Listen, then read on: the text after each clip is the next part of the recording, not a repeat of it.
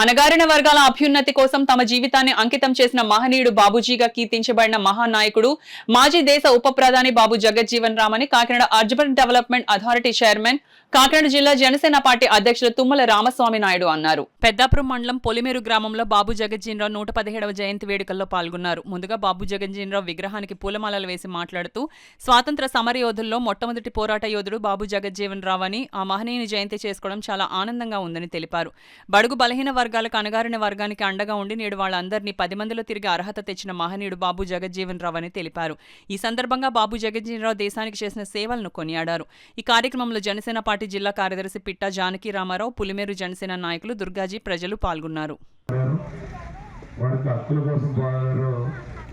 అదే స్థాయిలో బాబు జగజ్జీవన్ రామ్ గారు కూడా అట్టడుగు వర్గాలు ముందుకు రావాలని ఆశించినటువంటి మహనీయుడు బాబు జగజ్జీవన్ రామ్ గారు.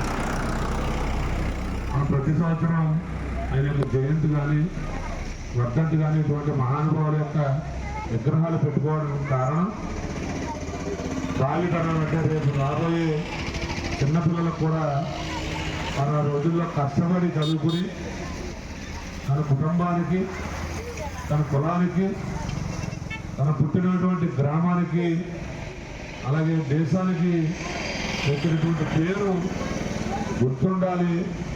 వారి యొక్క అడుగుజాడల్లో పిల్లలు కూడా నడుచుకోవాలని గుర్తుగానే మనం వారికి జయంతి కార్యక్రమం కానీ వర్ధంతి కార్యక్రమాలు కానీ చేయడానికి కారణం కేవలం భావితరాలు పిల్లలు మర్చిపోకూడదు. అటువంటి పెద్దల యొక్క అడుగుజాడల్లో నడిస్తే మన పిల్లలు కూడా అంతటి వారు అవుతారనేటువంటి ఉద్దేశంతోనే ఇటువంటి కార్యక్రమాలు చేయడానికి ముఖ్య ఉద్దేశం అని మీ అందరికీ తెలియజేసుకుంటూ, అలాగే బాబు జగజ్జీవన్ రామ్ కమిటీ వారు